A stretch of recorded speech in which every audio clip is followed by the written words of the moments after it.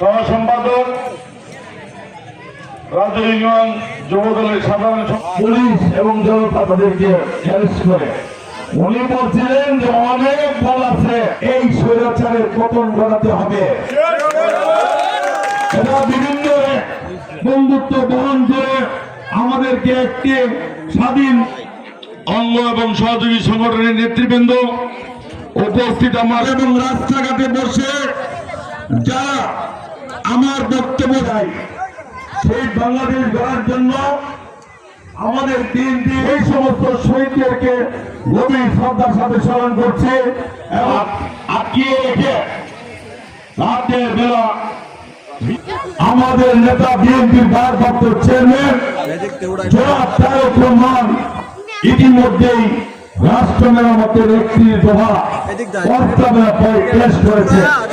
আগামী এক সপ্তাহের ভিতরে বাংলাদেশে ভারতের প্রতিটি ইউনিয়ন এবং ওয়ার্ডে আমরা সেই কর্মসূচি চালু করব এবং আমাদের নেতা বলেছেন জনগণের পাশে থাকুন, মানুষের সাথে থাকুন। আপনারা আপনাদের কথাবার্তার চাল চলন আচার আচরণে পরিবর্তন আনতে হবে, কথাবার্তায় পরিবর্তন আনতে হবে। যে মানুষ দেখে বুঝে এই কর্মী বিএনপি, এই লোকটি বিএনপি, এই নেতা বিএনপি নেতা যাচ্ছে, আমাদের সমস্ত কিছুতে পরিবর্তন আনতে হবে। না হলে আমরা মানবিক এবং সাম্যের বাংলাদেশ গড়তে পারবো না।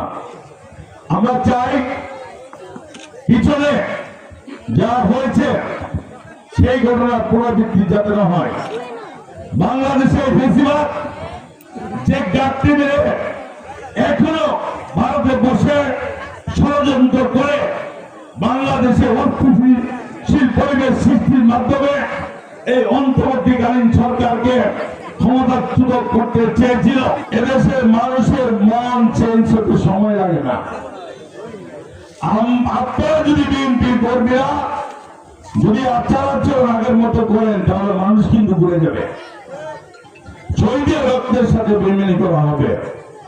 আমরা চাই মানবিক বাংলাদেশের জন্য আমরা সবাই কাজ করব। আপনারা যারা